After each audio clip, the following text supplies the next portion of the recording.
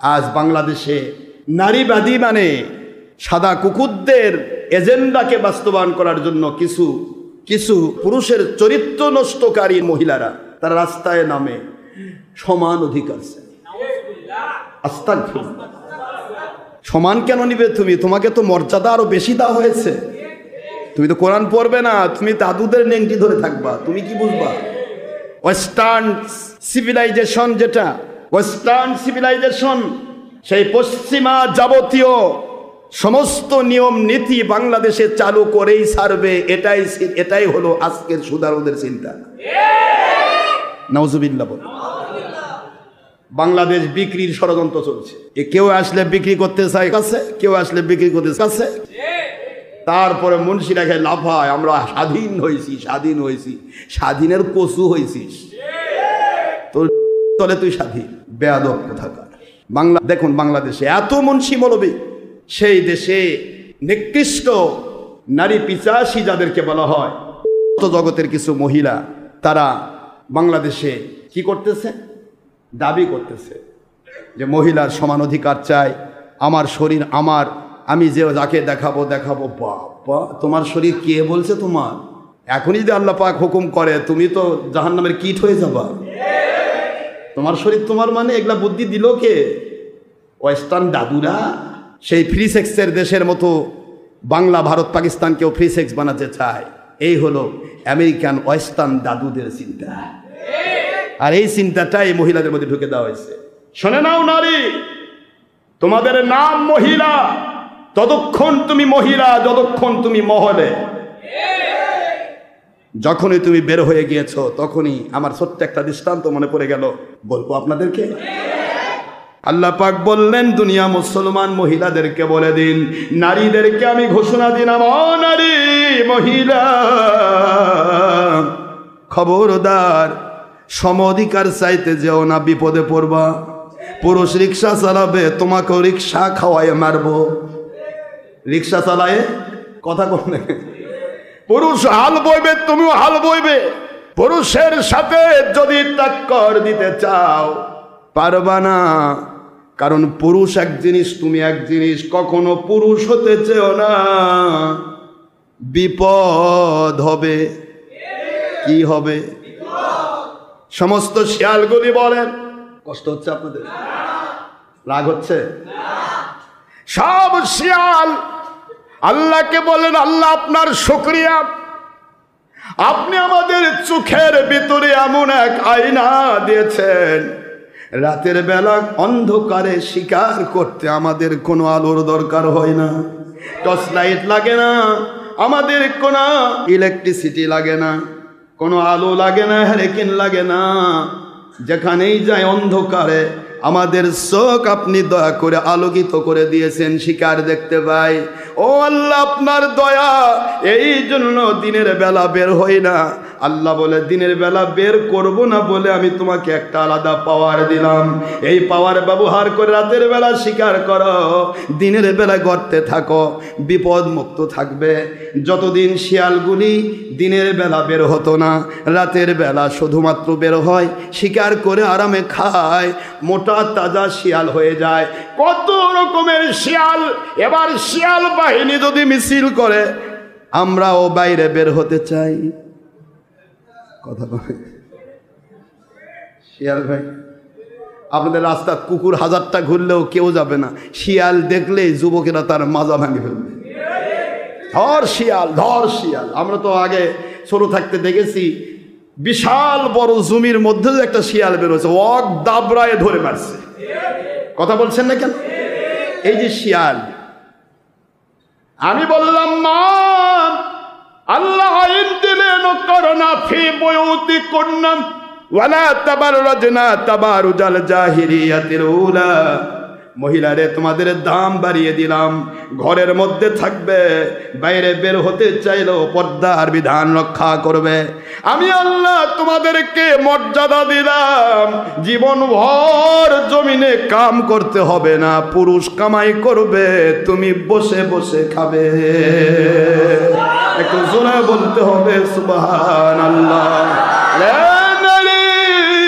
শিয়াল যদি স্বাধীনতার নামে রাস্তায় বের হতে চায়, দিনের বেলা তার যেমন 12টা বাজাবে যুবকেরা, তুমি যদি ওই রকম স্বাধীনতা যদি তুমি পর্দা ছাড়া বের হতে চাও, তোমাকেও দুনিয়ার শিয়াল বাহিনী যুবকেরা পরে কান্দে বেড়াবো, আমাকে এই করেছে, আমাকে সেই করেছে, ওরা তোমারই দোষ। তুমি কেন বের হলে? তোমাকে তো করোনা বলে অর্ডার করা হয়েছে, করোনা আল্লাহর আইন হলো অবস্থান করো ফি বুয়ুতিকুন্না, তোমাদের ঘরের মধ্যে, ঘরের পরিবেশে। যদি নারীবাদী চিন্তা করে রাস্তায় বের হতে চাও, তোমাকে আমি আল্লাহ কুদরত ওয়ালা, তোমার স্বামী আছে, স্বামী দিয়ে তোমার খাবারের আয়োজন করব। স্বামী যদি তার স্ত্রী সহ যতগুলি মানুষকে খাবার দেবে, প্রতি লোকমা সদকায়ে জারিয়ার সওয়াব পাবেন। সদকা আমি এই টার্গেট দিয়ে স্বামীগুলোকে আমি পাওয়ার দিলাম, কাজ করো, রাস্তায় বের হয়ে যাও, একটা না একটা কাজ আমি দেব, ওই কাজ করে খাবার নিয়ে এসে তোমার স্ত্রীকে সন্তানকে খাওয়াবে। কিন্তু তুমি নারীবাদী নামে যদি রাস্তায় বের হয়ে যাও, কর্মক্ষম কোনো পুরুষ তোমার কাছে রাখবো না, কাজ করতে তোমার জান বের হয়ে যাবে। আল্লাহ পাকের কাছে কত খেলা আছে। এতদিন আমার স্বামী খাওয়াতো, আল্লাহ বলে স্বামী খাওয়াইতো, তোমার স্বামী মারা গেছে, সন্তানকে আমি খাওয়ানোর ব্যবস্থা করে দেব। সন্তান মারা গেছে, আমি নাতিকে খাওয়ানোর ব্যবস্থা করব। বাবার বাড়িতে আসো, বাবাকে খাওয়ানোর ব্যবস্থা করব। যদি তুমি নিজে স্বাধীন চেতা হও, বাবাকেও বিদায় করে দেব, রিক্সা চালায় নেব। বাবাকে বিদায় করে দিয়ে তোমাকে রিক্সা চালায় নেব। মহিলা রিক্সা চালাও, কেমন লাগে? মহিলা তুমি এটা করবে, ওইটা করবে, রোদ বৃষ্টিতে ভিজবে, যা চাইছো তাই পাইবে। আনা ইন্দা জন্নি আবদিবি, বান্দা আমার কাছে যেভাবে চায় আমি সেইভাবে তাকে পালন করি। জোরে বলুন সুবহানাল্লাহ। তুমি আমার প্রতি নির্ভরশীল হও, তাকওয়াশীল হও, তুমি পরহেজগার হও, পর্দানশীল হও। তোমার স্বামী নেই, তোমাকে আমি আল্লাহ পাক কুদরত থেকে স্বামীর ব্যবস্থা করে দিয়ে তোমার খাওয়ানোর ব্যবস্থা করতে পারি। সব ব্যবস্থা আমার কাছে আছে, ঠিক না? ঠিক বলুন। বাবার আন্ডারে খাওয়াতে পারলাম, স্বামীর আন্ডারে খাওয়াতে পারলাম, স্বামী মারা যাবে সন্তান আন্ডারে খাওয়াতে পারবো, সন্তান মারা যাবে নাতির আন্ডারে খাওয়াতে পারবো। ওই আল্লাহ আমি কবর থেকে জান্নাত পর্যন্ত তোমাকে খাওয়াবো। আর ইচ্ছা মতো চলো, তারা শিয়ালের যেমন চামড়া তুলবে, তোমারও চামড়া তুলবে। কথা বোঝেন নাই? মন খারাপ হচ্ছে আপনাদের? দীর্ঘদিন থেকে বিড়াল অনেক কষ্ট করে একটা ইঁদুর ধরতে পারে না। ইঁদুর তো গর্তে থাকে, বিড়াল তো আর গর্তে ঢুকতে পারে না। এখন বিড়াল, আপনারা একটা দেখেছেন, বিড়াল তপস্বী, কি কয় পড়েননি? বিড়াল তপস্বী। বিড়াল কি তপস্যা করে নাকি? তপস্বী কেন? বিড়াল তপস্বী বলা হয় দুনিয়া কামার উদ্দেশ্য, কিন্তু ইসলামের শুধু লেবেল পড়া না, ভণ্ড। এর নাম কি? বিড়াল তপস্বী। তো বিড়াল তপস্বী কেন? বিড়াল কেমনে তপস্যা করে, কেমনে বা এটা এতে আসলো? কষ্ট হচ্ছে আপনাদের নাকি? বিড়াল তপস্বী, তপস্যা, বিড়ালকে তপস্যার আওতায় নেওয়া হলো কেন? হিসাব করে দেখবেন, বিড়াল যখন ইঁদুর ধরে, দেখবেন আপনারা কখন বিড়ালের ইঁদুর ধরা দেখলে আপনি বলবেন ইঁদুর বিড়াল খেলা। দেখবেন আপনারা বিড়াল ইঁদুর ধরার জন্য ইঁদুর যাচ্ছে, খুঁজে পাচ্ছে না, এখন ইঁদুরের গর্তের সামনে দাঁড়িয়ে আছে, এমনভাবে শুয়ে থাকবে যে ওটা কিছুই না, ওটা নড়েও না, ওটা চড়েও না, ওটা হলো মরা জিনিস। মানে ইঁদুর শুধুমাত্র উপরের ওই ইয়াটা বের করে দেয়, দিয়ে দেখে এই বিড়ালটা মরা, এটা নড়েও না, চড়েও না। তারপর ইঁদুর আস্তে করে উঠবে, বিড়াল খেয়ালি চুপ করে দেখে। বুঝতে পারেননি? তারপরে যে, কারণ ভিতরে আছে, ধরতে পারতেছে না, এখন তো একটা তপস্যা করতেই হবে। তপস্যা করে তারপরে ইঁদুর এবারে আস্তে আস্তে বের হচ্ছে, বিড়াল এখন চুপ করে দেখে। যেই মাত্র ইঁদুর বের হয়ে দেখে যে বিড়ালের উপর দিয়েও ঘুরতেছে, বিড়াল তো মরা, এটা বিড়াল তাও কিছু বলে না, চুপ। এবার ইঁদুর আরও ইতমিনান হলো, একেবারেই বিশ্বাস করলো যে না, আসলেই এটা মরা। এবার ইঁদুর তারা ইচ্ছা মতো যখন শিকার করতেছে, খাচ্ছে, যাচ্ছে, এবার ইঁদুর বিড়াল এখান থেকে ফোর্স নিচ্ছে। বাঘ যেরকম ফোর্স নেই, কথা বলছে না, এখান থেকে সে টার্গেট নিচ্ছে। ইঁদুর কিন্তু তার উপর চললো, ধরেনি, কথা বলে না। দেখে ইঁদুর কিন্তু তার সামনে ঘুরছে, ধরছে না, ওই দিকে গেছে, ওইখানে ইঁদুরকে কাছে। এবার এখান থেকে বিড়াল ফোর্স নিচ্ছে, এমন টার্গেট নিয়ে ওকে ধরবে, একেবারে কাল্লার মধ্যে কামড়ে। কামড় দিয়া তো এক চাকা মারে, তারপর দেখে যে আবার ছেড়ে দেয়, দেখি কি হয়। ছেড়ে দিলে আবার ওই এখন তো চাকা খাইছে একটা, এখন তো আর নড়তে পারবে না, এখন নড়ে আবার ছেড়ে দেয়। মানে বিড়ালের খেলা তো দেখেন না আপনারা। এর নাম বিড়াল তপস্যা। নাম কি? বকধার্মিক, বিড়াল তপস্যী, এগুলি একটা করে বিষয় আপনারা জানেন না এগুলি। তো এই যে বিড়াল তপস্যী কেন বলা হলো? বিড়াল ধরতে পারে না, অনেক কষ্ট করে ধরে। তো বিড়াল চিন্তা করলো এবার কিভাবে ইয়া করে, ইঁদুরদেরকে বুদ্ধি দিল, তোমরা সকলেই এভাবে গর্তের মধ্যে লুকে থাকে, কতদিন বাঁচা যায়? তোমরা বাইরে বের হও স্বাধীনতার নামে, তোমাদেরকে ইচ্ছা মতো মানুষ যেভাবে চলে, সবাই যেভাবে চলে, তোমরা সেভাবে চলবে। এখন বোকা এক ইঁদুর এই বিড়ালের বুদ্ধি শুনে দেখো আমি তো বিড়াল, তুমি তো ইঁদুর, হ্যাঁ এই আমি ধরতেছি, আমি না ধরি, এই তো ধরতেছি। বিড়ালের কাজই তো ইঁদুর ধরা, কথা বলছেন না? বিড়ালের কাজ কি? ইঁদুর ধরা। তো আমি তো ধরছি না, তুমি তো ইঁদুর, হ্যাঁ তাই তো, তুমি তো আমাকে ধরছো না। এই তো ধরছি না, তো ধরছি না মানে ধরবো না। আমরা বিড়ালের বাহিনী অত্যন্ত ভালো হয়ে গেছি, আর কখনো ইঁদুর ধরবো না, চিন্তা করেছি আর কোনোদিন ইঁদুর ধরবো না। আমাদের অন্য শিকার আছে, ইঁদুরের দরকার নেই, তোমরা স্বাধীন হয়ে যাও, এটা আমরা চাই। এবারে ইঁদুর গিয়ে ইঁদুর জগতে গিয়ে বলতেছে, এমন বিড়াল এখন স্বাধীন, বিড়াল এখন এত সাধু হয়ে গেছে, কোনো ইঁদুরের গায়ে হাত দিবে না। এখন তোমরা এক কাজ করো, সবাই মিলে এখন স্বাধীন হয়ে যায়। আর এই বোকা ইঁদুরের পাল্লায় যে ইঁদুরগুলা পড়বে, বলেন তো ভালো থাকবে তো? এই বোকা ইঁদুর যেরকম বাংলাদেশের নারীবাদী মহিলা ও ওয়েস্টার্ন সিভিলাইজেশনের আওতায় যারা এই বিড়াল মার্কা মানুষগুলোর আওতায় পড়েছে, এরাও সেই রকম বোকা। এই বোকার জাত বোঝে না, কোরআন বোঝে না। কোরআন সুন্নাতে যে তোমার দাম দেওয়া হলো, এই দাম তুমি আগে বুঝো, তারপরে অন্যদিকে যাও। কষ্ট হচ্ছে আপনাদেরকে? বাবাজিরা আমার, আল্লাহর আইন হলো নারী কেন ঘরে থাকবে, নারী কেন পোশাক পরিহিতা থাকবে, নারী কেন ভালো পোশাক পরবে? কারণ যে জিনিস যত দামি হয় সে জিনিস তত গোপন থাকে।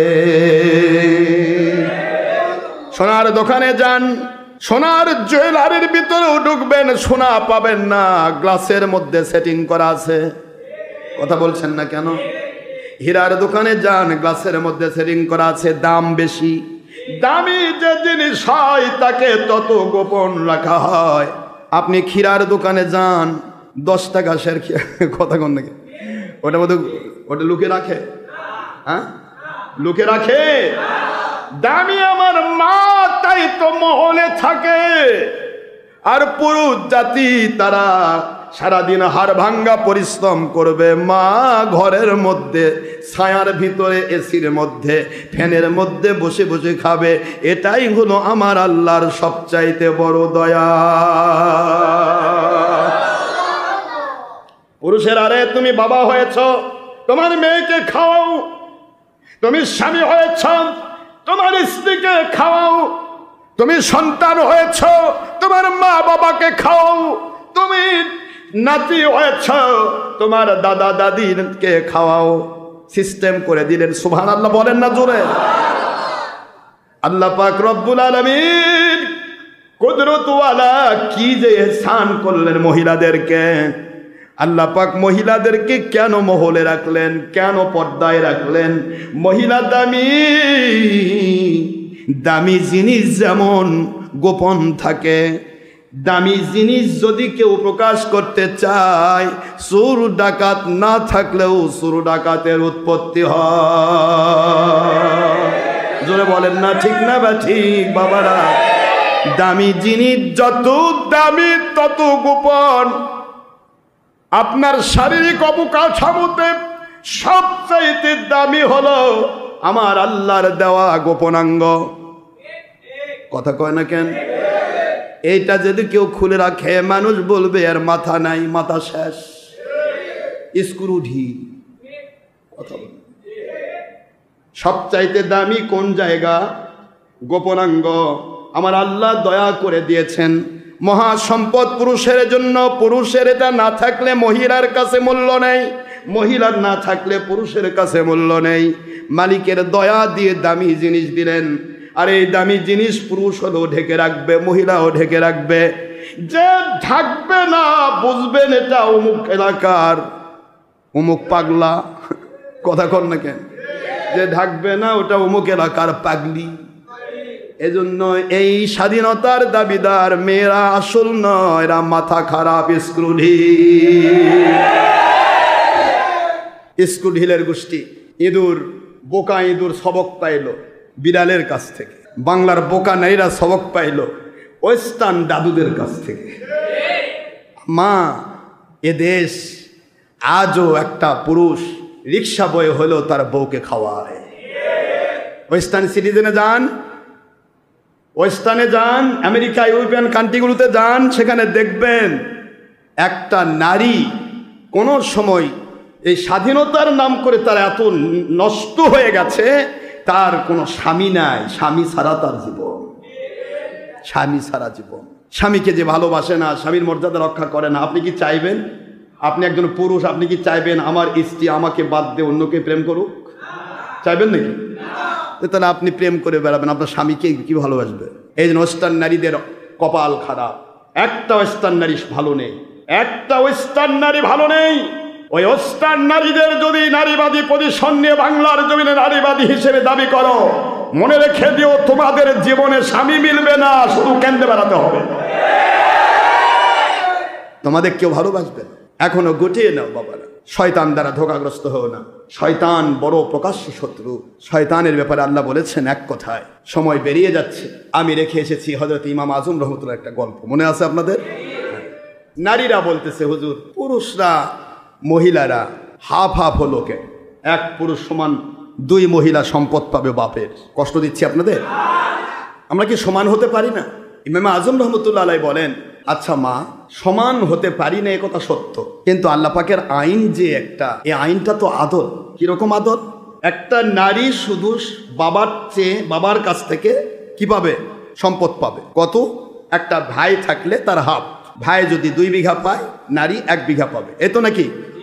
এটা শুধু এখান থেকেই নয়, হযরত সুলাইমান আলাইহিস সালাম যখন 11 মতান্তরে 9 মতান্তরে 13 বছরের শিশু, তার বাবা হযরতে আল্লাহর নবী তিনি দাউদ আলাইহিস সালাম, সুলাইমান আলাইহিস সালামের আব্বাজান দাউদ আলাইহিস সালাম, তিনি সেই সময় বলতেছিলেন বিচার হচ্ছে 2 জন মহিলার মধ্যে বিচার, মহিলার মধ্য থেকে সমতা রক্ষা। কষ্ট হচ্ছে আপনাদের? 2 মহিলা এসে বলে সন্তান হেরে গেছে, আমরা একটি গাছের নিচে ছিলাম, গাছের নিচে বসা আরাম পেয়ে 2 বোনই আমরা ঘুমিয়ে গেলাম। আমার কোলে সন্তান ছিল শিশু, আমার ছেলে সন্তান, আর আমার বোনের ছিল মেয়ে সন্তান। আমরা 2 জন ঘুমিয়ে গেছি, হঠাৎ করে দেখি, কষ্ট দিচ্ছি নাকি আপনাদেরকে? কষ্ট হচ্ছে না তো?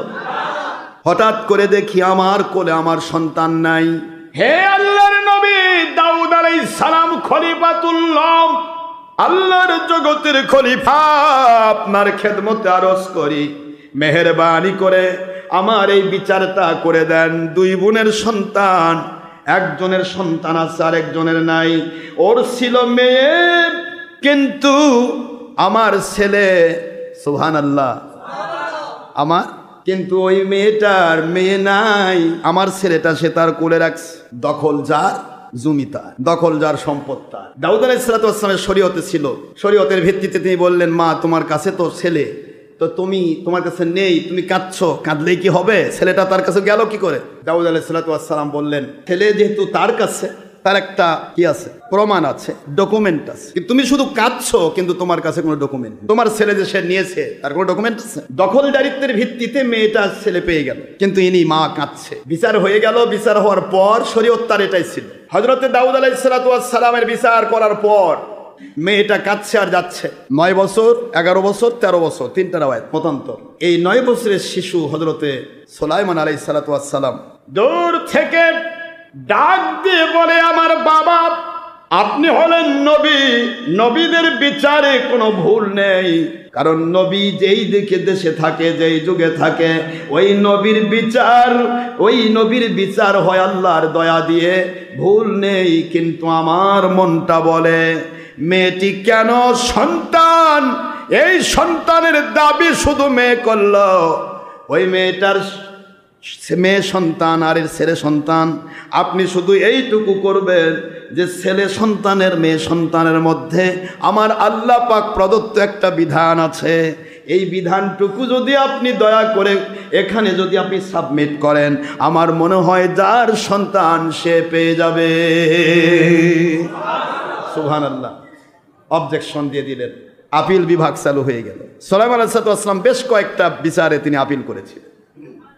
ছোট্ট শিশু হযরতে দাউদ আলাইহিস সালাম বলেন, বাবা সুলাইমান, ছোট্ট শিশু তুমি, আমি বিচারক, একদিকে নবী একদিকে খলিফাতুল্লাহ, আল্লাহর জমিনের খলিফা, তারপর আমার বিচারে যখন অ্যাপ্লাই করেছো, আপিল করেছো, নবী থাকলে সেখানে আপিল বিভাগ থাকে না, বিচার একচেটিয়া হয়, শুধু সুপ্রিম কোর্টের ডিভিশন একটাই ডিভিশন থাকে, আপিল বিভাগ থাকে না, কারণ আপিল করতে গেলে তাকে নবী হতে হয়। বুঝতে পেরেছি রে বাবা সুলাইমান, শিশু হলেও তুমি আমার চাইতে বড় র্যাঙ্কের নবুয়ত পেয়েছ। একটু জোরে বলতে হবে সুবহানাল্লাহ। সুলাইমান আলাইহিস সালামকে বিচারের দায়িত্ব দিয়ে দেওয়া হলো। ছোট্ট শিশু সুলাইমান আলাইহিস সালাম বলেন, মা দুইজনকে বলে, আম্মা জান আপত্তি করব না, সন্তান কার আমি দেখতেও যাইব না, আমি শুধু এইটুকু জানি দুই মা সন্তানের মা, একজন মেয়ের মা একজন ছেলের মা। আপনি ছেলের মা দাবি করতেছেন, উনিও ছেলের মা দাবি করতেছে, কিন্তু মাঝখানে মেয়ে তো নাই, গেল কোথায়? এইটুকু তো বোঝার বিষয়, এইটুকু বুঝতে চাই আমি। শুধু এইটুকু বোঝার জন্য আপনাদেরকে আমি বলছি, নিজে অন্দর মহলে যান, ছোট্ট একটা বাটি দেওয়া হলো, আপনার স্তনের দুধের ভিতরে রাখুন। দুই মা স্তনের দুধ রাখলো, অন্দর মহলে গিয়ে দুই মা তাদের বাটিতে করে যখন দুধ দিয়ে দিল, সুলাইমান আলাইহিস সালাম নিক্তি সেটিং করে যখন মাপা শুরু করলেন, যেই মায়ের কোলে সন্তান ছেলে রয়েছে আর যেই মা কাঁদতেছে, এই কাঁদা মা সন্তান হারা মায়ের দুধের ওজন একই পরিমাণ, একই বাটির দুধ, কিন্তু ওই মায়ের চাইতে ডবল ভারী হয়ে গেল। লিল্লাকারি মিসলু হাদ্দিল উনসায়াইন। আল্লাহ বলেন, জন্ম লগ্ন থেকে আমি মেয়েদের চাইতে পুরুষকে ডবল সম্পদের মালিক বানিয়েছি। আল্লাহ পাকের আইন হলো ডবল আমি করেছি পুরুষকে। কেন? তার কারণ আছে। কারণ আছে না নাই? কারণ কি আমি বুঝাচ্ছি, সময় লাগবে বাবা। কারণ কি? কিন্তু যখন ওজন বেশি হয়ে গেল, বলা হলো আমার আব্বা যান, ওই মেয়ের, ওই মহিলা যার কোলে বর্তমানে সন্তান, এই মেয়ে ছেলে নয়, ছেলের মা সে নয়, সে মেয়ের মা। তার দুধের ঘনত্ব প্রমাণ করতেছে। জোরে বলতে হবে সুবহানাল্লাহ। দুধ পান করার ভিতরেও একটা মেয়ে সন্তান একজন মায়ের কাছ থেকে যত কেজি দুধ পান করবে, তার চাইতে ডবল দুধ পান করবে ছেলে সন্তান। একটু জোরে বলতে হবে সুবহানাল্লাহ। ওজনের ঘনত্ব কম বেশি হবে, এরপরেও আল্লাহ পাক রব্বুল আলামিন মেয়েদের চেয়ে ছেলেকে যে আলাদা করেছেন, হাফ করেছেন, এই হাফ করার বিষয়টা মেয়েটিকে বলা হলো, মা আপনি তো আপনি তো মেয়ের মা, কি হয়েছে ভালো করে বলতে হবে, নাহলে বিচার কিন্তু আমার হাতে, আমি কঠিন শাস্তি দেব। মা কাঁদে আর বলে, হুজুর ওই মুহূর্তে আমার মনের ভিতরে বড় শোক জাগলো। ঘুম থেকে উঠে দেখি আমার কোলের সন্তান মেয়েটাকে জঙ্গলের একটা বাঘ ধরে নিয়ে যাচ্ছে গে নবী। ধরে নিয়ে গেল, সন্তান তো আমি পাবো না, এই জন্য আমি কি করলাম, অপর সাইডে গিয়ে থেকে আমার বোন ঘুমাচ্ছে, তার কোলে নাদুস নাদুস চেহারার ছেলে সন্তান ঘুমিয়ে আছে। আমি তার কোল থেকে ছেলেটা নিয়ে আমার কোলের মধ্যে নিয়ে আমি দাবি করেছি আসলে আমি মেয়ে সন্তানের মা, আমার মেয়ে বাঘে নিয়ে গিয়েছে। হযরত ইসলাম বলেন, তুমি যেই দেশে বাস করছো এই দেশটা হলো খলিফাতুল্লাহ হযরতে দাউদ আলাইহিস সালামের সময়।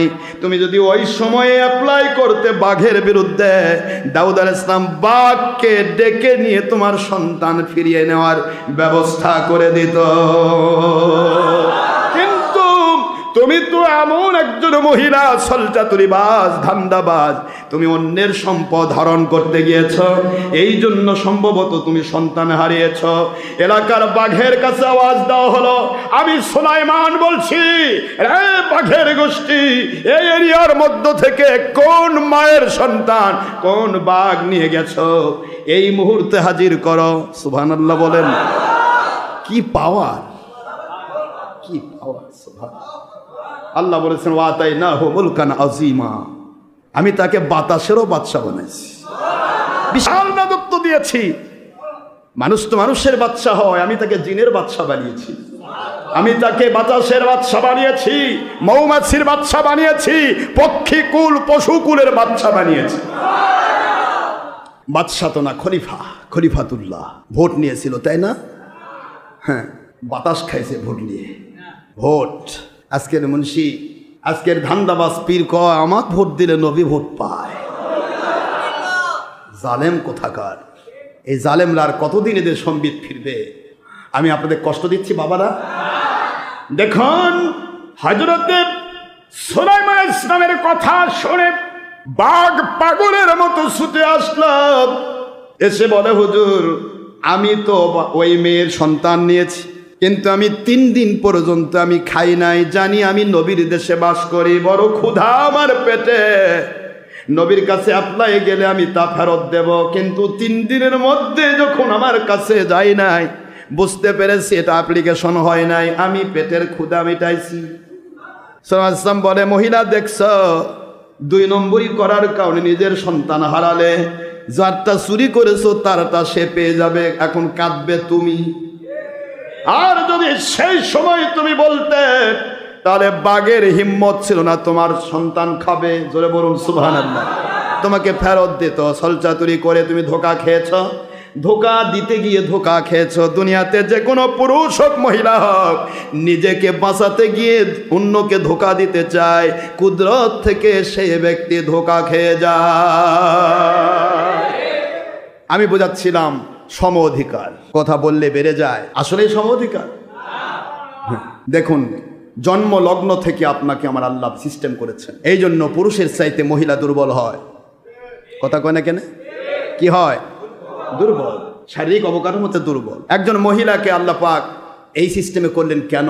এরও কারণ আছে, প্রতিটার কারণ আছে, কিন্তু আমি শুধু বোঝাতে চাচ্ছি, সম অধিকার যে পেতে চাইবে, সমস্ত ইঁদুরগুলি এবার মিছিল শুরু করলো, স্বাধীনতা চাই, আমরা সব মিলে রাস্তায় নামতে চাই। এবার যেই বিড়াল ধোকা দিয়েছিল, বিড়াল এখন মোচর তাও দেওয়ার কয়, জীবন ভর চেষ্টা করছি, খালের কাছে থেকেও ইঁদুর পাই না, এখন পুরা রাস্তা ভরা ইঁদুর, যখন যাকে ইচ্ছা তাকে খাবো। একটা ধরে কয়তো ল্যাংড়া, তো খাবো না, আরেকটা ধরে কালা, এটা খাবো না।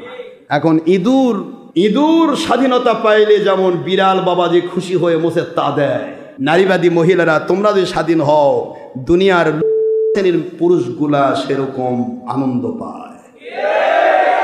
আস্তাগফিরুল্লাহ। যে চরিত্রহীন পুরুষ যারা তোমাদেরকে, যারা এই সমস্ত স্বাধীনতার গান শোনাচ্ছে, গল্প শোনাচ্ছে, এরা চরিত্রহীন, এরা প্রতিটা মুহূর্ত নারীদেরকে উৎপাত করতে চায়। তোমরা যেটাই বলো, স্বাধীনতার নাম করে কোনো মহিলা রাস্তায় নামতে পারে না।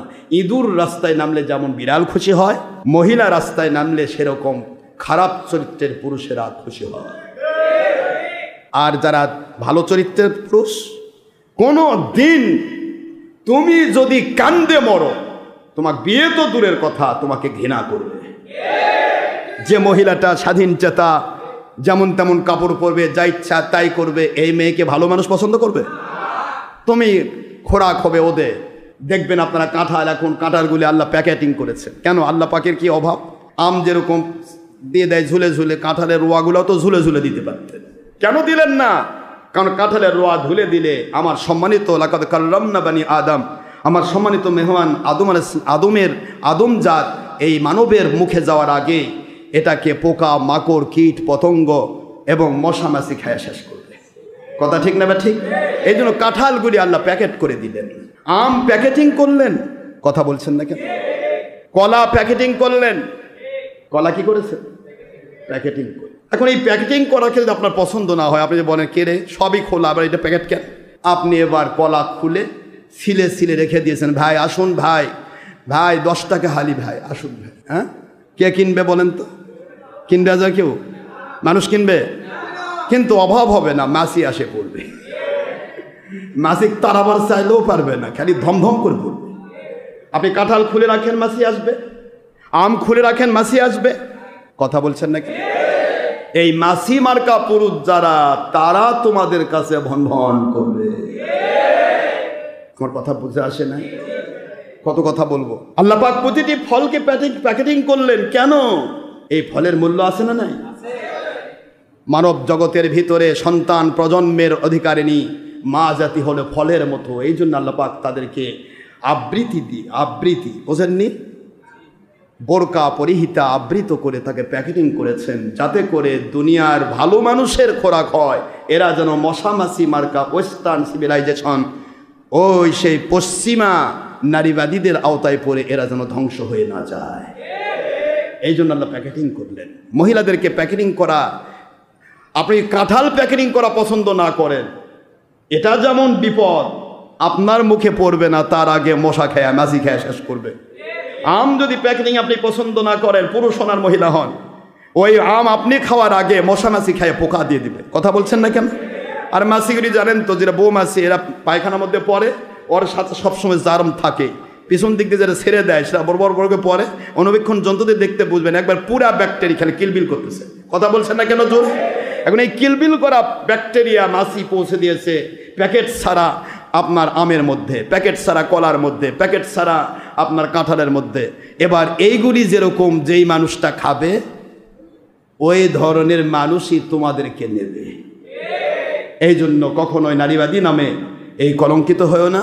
নারী জাতি আমাদের কাছে সম্মানের, আমাদের কাছে অত্যন্ত প্রিয় মায়ের জাতি। এরা নবীর মা, নবীদের মা যারা ছিল, তারা কি এরকম নারীবাদী? হ্যাঁ, এই নারীবাদী মা যারা, তারা হচ্ছে এজিদ বাহিনীর জন্মদাতা। এই নারীবাদী মা যারা, তারা হচ্ছে ফেরাউন নমরুদের জন্মদাতা, আবু জাহেল বাহিনীর জন্মদাতা। সুতরাং তারা জন্ম দিয়ে আবু জাহেলের সাথে যেমন মাও জাহান্নামে গেছে, এজিদ বাহিনীর সাথে যেমন মাও জাহান্নামে গেছে, তোমাদেরকেও জাহান্নামের কীট হতে হবে। ওই একই মার দিকে তাকান হযরত মরিয়ম আলাইহিস সালাম, একই মার দিকে তাকান হযরত আমিনা আলাইহিস সালাম, হযরত খাদিজা কুবরা রাদিয়াল্লাহু তাআলা আনহা, হযরত আয়েশা সিদ্দিকা রাদিয়াল্লাহু আনহা, হযরত ফাতেমাতুজ জাহরা রাদিয়াল্লাহু তাআলা আনহা, তাদের দিকে তাকান। ফাতেমা রাদিয়াল্লাহু তাআলা আনহা, যিনি ইন্তেকালের ঘটনা বললে তো আপনি কেঁদে ফেলবেন। ইন্তেকালের আগে বলতেছেন, 6 মাস আগে হুজুর সাল্লাল্লাহু আলাইহি ওয়াসাল্লাম বলেছিলেন, আমার পুরা এই পরিবার থেকে সর্বপ্রথম আপনাকে আমি নবীর সাথে আমি একত্রিত করব। সুবহানাল্লাহ বলেন। 6 মাস পরে, এই 6 মাস থেকেই তিনি অসুস্থ ছিলেন। 6 মাস পরে ঠিক হুজুরের কথা মোতাবেক তিনি নির্দিষ্ট টাইমে মৃত্যুর সময় ঘুরিয়ে পড়লেন। মৃত্যুর আগে স্বামীকে ওযু করাচ্ছে। সুবহানাল্লাহ বলে না জোরে? এগুলি কি বলবো আপনাদেরকে, কষ্ট দেই না, সময় পেরিয়ে যাচ্ছে। তো হযরতে ফাতেমাতুজ জাহরা রাদিয়াল্লাহু তাআলা আনহা, দুনিয়ার সকল মানুষ পর্দার ক্ষেত্রে ফাতেমার দিকে একটি নজর দেন, মা বোনেরা, নারীবাদী মহিলারা। এবং আমার আজকের দিনে যে পুরুষেরা, যে মহিলারা এই নারীবাদী মহিলাদেরকে সমর্থন করছো বা লাইক দিচ্ছ বা সাবস্ক্রাইব করছো, বা তাদেরকে তোমরা অন্তর দিয়ে হলো, মুখ দিয়ে না বলো অন্তর দিয়ে একটু সমর্থন করছো, তোমাদেরকে বলছি, ফাতেমা রাদিয়াল্লাহু তাআলা আনহা তিনি কত বড় দরজার ব্যক্তি ছিলেন তা তো জানেন। এটা বুখারীতে এসেছে, সেই হাদিসটা প্রতিটা, এমনকি কোনো বাতিল ফেরকার সানি খুতবা হলো, সেই খুতবার মধ্যে ফাতেমা রাদিয়াল্লাহু আনহার এই হাদিস থাকবে। সুবহানাল্লাহ বলে। ও ফাতেমাতু সাইয়্যিদাতু নিসাই আহলিল জান্নাহ, ফাতেমা হলেন জান্নাতের সকল মহিলাদের সর্দার। একটু জোরে বলতে হবে সুবহানাল্লাহ। এবং ওয়াল হাসান ওয়াল হুসাইন সাইয়্যিদা শাবাবি আহলিল জান্নাহ, হাসান এবং হুসাইন রাদিয়াল্লাহু আনহু তারই সন্তান 2 জন জান্নাতের সকল পুরুষের সর্দার। এই মা বেটাকে এত দামি কেন করা হয়েছে একটু খেয়াল করেন। হযরতে ফাতেমা রাদিয়াল্লাহু তাআলা বলেন, আমার স্বামী এই মুহূর্তে আপনি মরুভূমি পেরিয়ে যাচ্ছেন, আমি অসুস্থ পড়ে রয়েছি, এই মুহূর্তে আপনি এসেছেন, আমার মনটা চাই গো, আমার প্রাণটা চাই প্রতিদিন যেমন আমি আপনাকে ওযু করে দিতাম, আজকে আমি আপনাকে ওযু করাতে চাই, পানি নিতে পারবো না, একটু পানি দেন, আমি নিজ হাতে ওযু করাতে চাই। আলী রাদিয়াল্লাহু আনহুকে ওযু করাই দিলেন। আলী বলেন, ফাতিমা, আপনি হলেন জান্নাতের সকল মহিলাদের সরদার। আল্লাহর বন্ধু আমাকে বলেছেন, ফাতিমা তু বিদআতুম মিন্নি, ফাতিমা আমার শরীরের অংশ, কলিজার টুকরা।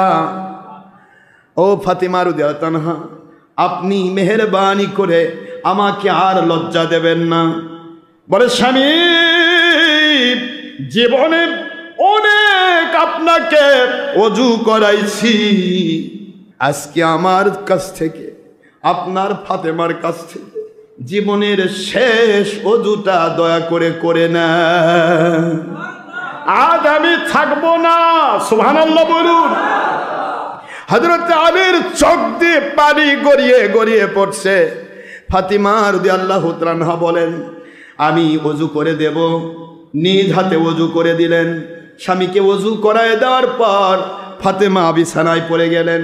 স্বামী গো, আমি তো আজকেই দুনিয়া থেকে বিদায় হয়ে চলে যাব, আমার যাওয়ার সময় ঘনিয়ে এসেছে গো স্বামী। আমার বাবাজান যখন আমাকে বলেছিলেন 6 মাস পর আমি বিদায় হব, সেই দিনের আজকে লাস্ট দিন। স্বামী, আমার জীবন ভর আমি কোনোদিন বেপরদা হই নাই, আমার চেহারা তো দূরের কথা, আমার শরীরের অবয়ব কেউ দেখে নাই। স্বামী, আমি একটি আবেদন করব, শেষ ওসিয়ত করব, মানুষ মারা গেলে যেমন অনেক গরিব মানুষকে ডেকে ডেকে কাছে নিয়ে জানাজা করায়, আপনি আমার জানাজা ওইভাবে করাবেন না।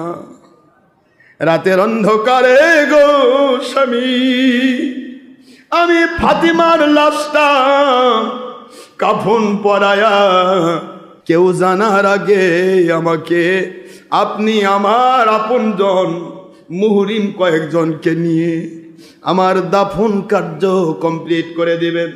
কেন ফাতিমা, ও নবী নন্দিনী, কেন এমন ওসিয়ত করছেন?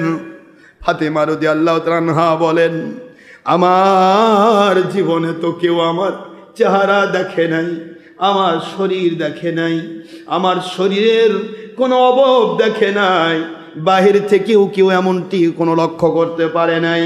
আমি মোটা না পাতলা, আমি ফর্সা না কালা, আমি লম্বা না বেটে, এই জিনিসটা মারা যাওয়ার পরেও আমার খাটুনির উপর পড়ে থাকা কাপড়ের নিচে পড়ে থাকা আমার শরীর দেখে কোনো গায়রে মুহরিম বলবে ফাতেমা এমন লম্বা ছিল, এমন বেটে ছিল, এমন মোটা ছিল, এমন পাতলা ছিল, এমন একটি ধারণা কোনো গায়রে মুহরিম আমার লাশ দেখে করুক গো স্বামী, আমার সহ্য হবে না।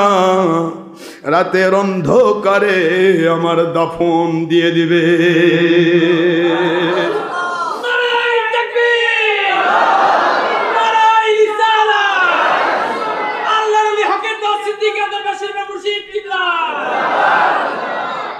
বাবাজিরা আমার, একজন মহিলা তার জীবনে কতটুকু আল্লাহর ভয় থাকলে নিজের লাশ পর্যন্ত দেখতে দিতে চায় না। লাশটা লম্বা না খাটো, নিজের লাশটা মোটা না চিকন দেখতে দিতে চায় না। আমার আল্লাহ রব্বুল আলামিন এই তাকওয়ার কারণে ফাতিমা রাদিয়াল্লাহু তাআলাকে সকল নারীর সরদার বানিয়ে দিয়েছেন। তাকওয়া কেন? হুজুরের স্ত্রী খাদিজা ছিলেন, খাদিজা রাদিয়াল্লাহু তাআলা তাকে তো নারী সর্দার বানিয়ে দিতে পারতেন। তার কি আল্লাহর পথে কি কম স্যাক্রিফাইস ছিল? কথা বলছেন না কেন? আয়েশা রাদিয়াল্লাহু তাআলা দিতে পারতেন না? 7,000 হাদিস, 7 লাখ হাদিসের হাফেজা। আপনি কি কষ্ট পাচ্ছেন আমার কথা? 7,000 হাদিস তিনি মুখস্থই করেছেন, সুবহানাল্লাহ বলেন। আর হুজুরের জিন্দেগির 7 লাখ হাদিসই তিনি জানতেন। তাহলে এই যে ফাতেমা রাদিয়াল্লাহু তাআলার এত দাম বাড়লো কেন? উনি বুঝাই দিতে চাইলেন দুনিয়ার নারীরা, মহিলারা, তোমরা পর্দা করতে গিয়ে এইটুকু আমার মৃতদেহের দিকে খেয়াল করে একটু হলেও তোমরা নিজেকে পর্দায় ঢুকাও, তোমাদেরকে কিয়ামতে আমি ফাতেমা জান্নাতে নেব আমার সাথে। এ যুগে একটা নারী দেখেন, তাকান চারদিকে মহিলা হারে, ছোট্ট ছোট্ট শিশুর হাতে আজকে মোবাইল। সে মোবাইল ছোট নিয়ে হয় না, এত বড়, খালি তিরিবিরি করে। আমার মালিক এই যুগেও আমাকে 2টা সন্তান দিয়েছেন, মেয়ে সন্তান। আমার মালিকের লাখো কোটি শুকর, আজও তাদের কাছে আমি একটা বাটন মোবাইল দিতে পারিনি। বিশ্বাস করছেন আপনারা? আমার এক মা আশরাফুল সিদ্দিকা হাফেজা কমপ্লিট হয়েছেন, কিতাবখানায় পড়ছেন। আরেকজন হেফজ হচ্ছে, সাতপাড়ায় চলে গেছে। তারা তো হাফেজি মাদ্রাসা, মহিলা মাদ্রাসায় থাকে পড়ে। আমি বলি, আম্মা আপনারা তো কথা বলেন আম্মার সাথে, কিন্তু আমি তো আপনাদের সাথে কথা বলতে পারি না, যখন তখন বাইরে থাকি। আমার একটা মোবাইল দেই যেটাতে আপনাদের সাথে আমি কথা বলব। আমার 2 মাই বলে, আব্বা আমরা মোবাইল ব্যবহার করতে চাই না। মাদ্রাসা থেকে যেটা আছে সেই মাদ্রাসারিয়া থেকে মার সাথে কথা বলি, যখন আপনি আম্মার সাথে থাকেন তখন আপনি আমার সাথে কথা বলেন, কিন্তু আমরা মোবাইল ব্যবহার। চিন্তা করতে পারেন, এই যুগে একটা বাটন মোবাইল পর্যন্ত ব্যবহার করো না। আমার এই 2 মাও তো আমার এই যুগেরই মহিলা। ও নারীবাদীরা, একটু খেয়াল করো, একটু তাকাও। আমি আমার মন দিয়ে প্রাণ দিয়ে এইটুকু আমার মালিকের দয়া বলতে পারি, আমার 2টা কন্যা সন্তানকে আমি এইভাবে বলতে পারি, আজ পর্যন্ত কোনো পুরুষ তাদের কণ্ঠ শোনে নাই। আলহামদুলিল্লাহ। আজ কোন পর্যন্ত কোনো পুরুষ তাদের চেহারা দেখে, এত দূরের কথা, তাদের শরীরের অবয়ব দেখে নেয়। আমার মালিকের খাস মেহেরবানি। আমরা যদি এ যুগে মেয়েদেরকে এভাবে তৈরি করতে পারি, তাহলে নারীবাদী মা, আপনিও তো মা, আপনাকে তো একটু শিক্ষা নেওয়া দরকার। কতদিন পৃথিবীতে বেঁচে থাকবে? ফাতেমা রাদিয়াল্লাহু তাআলা আনহা কি শিক্ষা দিলেন আমাদেরকে? আমরা যেন মারা যাব তখনও যেন আমার চিন্তা থাকে যে আমার দ্বারা যেন পর্দার খেলাপ না হয়। সুবহানাল্লাহ বলবেন না জোরে? এ হলো ফাতেমা রাদিয়াল্লাহু তাআলা। আপনারা দোয়া করেন, আশরাফুন নিসা ফাতিমা আর আশরাফুস সিদ্দিকা ফাহিমা, এই 2 মা আমাকে আল্লাহ দিয়েছেন। আল্লাহ পাক যেন তাদেরকে পরিপূর্ণ, আসলে আল্লাহ পাক তাদেরকে তো ওলি হিসেবেই তৈরি করেছে। আমার যে হুজ্জাতুল্লাহ যেরকম এখনই মিলাদ পড়ে, কিয়াম করে, এদের চাইতেও বেশি, এই হুজ্জাতুল্লাহর চাইতেও বেশি সুন্দর কণ্ঠের অধিকারী আমার 2টা মা। আমার মনে হয় আমার মালিক দয়া করে আমাদেরকে এই 3টি সন্তানকে দান করেছে। এগুলি উদ্দেশ্য হচ্ছে জাহির করা নয়, উদ্দেশ্য হচ্ছে আপনার সন্তানগুলিকে শিক্ষা দেওয়া। আপনার সন্তানগুলি যেন এখান থেকে কিছু শিখে, একটু যেন শিখে, এইটুকু আমি আবেদন করব। বাবারা, আমরা কিয়ামত পর্যন্ত বাঁচতে আসি, আমরা কয়েকদিন পরে পৃথিবী ছাড়ব, কিন্তু এই ছাড়ার আগেই যেন আমরা কিছু করে যেতে পারি যেটা আমার আল্লাহ এবং রাসূল খুশি। ঠিক না বা ঠিক বলে? আল্লাহ এবং রাসূলকে সন্তুষ্ট করে এটাকে ভিক্ষুক যদি মরে, ওই ভিক্ষুক কিয়ামতে 10 পৃথিবীর সমান জান্নাতের বাদশা হবে। এই জন্য আপনাকে অনুরোধ করছি, নারীবাদী মাদেরকে অনুরোধ করছি, আবু জাহেল বাহিনীর উৎসাহ দেন না, আপনারা হোসেন বাহিনীর উৎসাহ দেন। আপনারা পর্দার অন্তরাল থেকে যে কোনো হক্কানি ওলিয়া উলিয়ার বায়াত হন, আপনারা হবেন রত্নগর্ভা। আপনাদের পেট থেকে ওলিয়া উলিয়া চলে আসবে। ঠিক না বা ঠিক? পৃথিবীতে যে যেভাবে চলতে চায়, কেউ চুরি করে চলতে চাইলে আল্লাহ চুরির পথ খুলে দেয়, যা চুরি কর, হারাম খা, কিয়ামতে ধরা খাবে। ঠিক না বা ঠিক?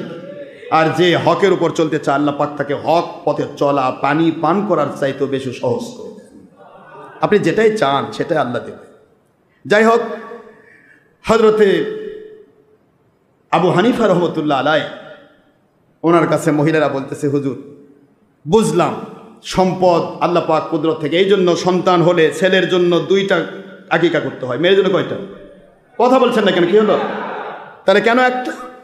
কারণ মেয়েদেরকে আল্লাহ পাক জন্মলগ্ন থেকে, সৃষ্টি লগ্ন থেকেই তাদেরকে পুরুষের হাফ করেছেন। পুরুষের কেন হাফ করেছেন? বাবার থেকে সম্পদ পাবে, খুব খেয়াল করবেন, বাবার থেকে সম্পদ পাবে, ছেলে ডবল কেন পাবে? কারণ যতদিন পৃথিবীতে মা বাবা থাকবে, ছেলে কখনো মেয়ের কাছে থাকবে না। সন্তান ছেলে আর মা বাবার, তার মা বাবাকে দেখাশোনা করবে। এই জন্য মা বাবার দায়িত্ব ছেলের কাছে, দাদা দাদির দায়িত্ব ছেলের কাছে, তার বোনেরা আসবে তার দায়িত্ব ছেলের কাছে, তার ভাগনা ভাগ্নি আসবে তার দায়িত্ব ছেলের কাছে। এই সব কিছু ছেলের কাছে, এই জন্য ছেলেকে আল্লাহ পাক একটা ভাগ বেশি দিয়েছেন। এটা সুবহানাল্লাহ বলবেন না জোরে? কিন্তু নারীর কাছে এইটা দেওয়া হয়নি। কোনো মেয়ে কখনো ইচ্ছে করে যে তার বাবাকে, তার মাকে সারা জীবন পালে, আলহামদুলিল্লাহ, এটা তার বদান্যতা, এটা তার স্যাক্রিফাইস, এটা তার সৎকার সওয়াব হবে। কিন্তু আল্লাহ পাক দায়িত্ব দিয়েছেন ছেলেকে। একটু সুবহানাল্লাহ বলবেন না? এগুলি প্রতিটা জিনিসের একটা করে কারণ আছে। মেয়ে সব জায়গাতে দামি। হুজুরকে জিজ্ঞাসা করা হলো, হুজুর অধিকার আদায় করবো কার? তোমার মার। উম্মুকা। সুবহানাল্লাহ বলেন। হুজুর তারপরে কার? উম্মুকা, তোমার মায়ের। সেকেন্ড। হুজুর তারপরে কার? Third position. আল্লাহ পাক বলেন তোমার মায়ের। এরপরে বলতেছেন এরপরে কার? চতুর্থবারে বলছেন আবুকা, তোমার বাবার। মেয়ের অধিকার কম দিয়েছে আল্লাহ। আপনাকে বুঝতে হবে, প্যাকেটিং করাকে যদি আপনার পছন্দ না হয়, প্যাকেটিং হন না। আপনি মশা মাছি দ্বারা আক্রমণ, মশা মাছি দ্বারা আপনি ঘায়েল হবেন, তাতে আল্লাহর কি করার আছে? কি ঠিক না ঠিক? আমার কি করার আছে? কিন্তু কাঁঠাল প্যাকেটিং করার কারণ মশা মাছি থেকে বাঁচা, কীট পতঙ্গ থেকে বাঁচা। মহিলাকে মহলে রাখার উদ্দেশ্য হচ্ছে যাবতীয় শয়তান মোনা মানুষদের কাছ থেকে তাকে সেভ করা। যারা বলবো এই জন্য মহিলাদেরকে ক্ষেত্রে আজকে নারীবাদীদের পক্ষে অনেক আছে। বাংলাদেশে কিন্তু অনেক নাস্তিক পুরুষেরা আছে যারা নারীবাদীকে সমর্থন করে। তাদেরকে বলছি আপনারা এগুলি করবেন না। বাংলাদেশি মানুষ, এটা অলিয়া উলিয়ার দেশ। এই অলিয়া উলিয়ার দেশে কোনো শয়তানের দ্বারা আমরা, এই অলিয়া উলিয়ার দেশে কোনো শয়তানি কাজ হতে দেব না ইনশাআল্লাহ। এই বাংলাদেশ আল্লাহর অলিদের দেশ, শাহজালালের পণ্যভূমি, শাহ মাকদুমের পণ্যভূমি। বাংলাদেশ থেকে একটি জিনিস মনে রাখবেন, জুলুম করার কারণে প্রয়াত সরকার যেরকম পালাতে বাধ্য হয়েছে, এই বাংলার জমিনে আবার যদি এই দাদুদের মাধ্যমে জুলুম করার কারণে এক প্রয়াত সরকার পালায়ে গেল, ওই একইভাবে যদি দাদুদের খুঁজি করার জন্য বাংলাদেশের বুকে কেউ ওয়েস্টার্ন সিভিলাইজেশন চালু করতে চায়, এদেশের মহিলাদেরকে ন্যাকেট করতে চায়, এদেশকে যদি বিক্রি করতে চায়, বাংলার মানুষ লাগবে না। আমার মালিক যদি ইচ্ছা করে তছনছ করে দেবে তোমাদের জিন্দেগি।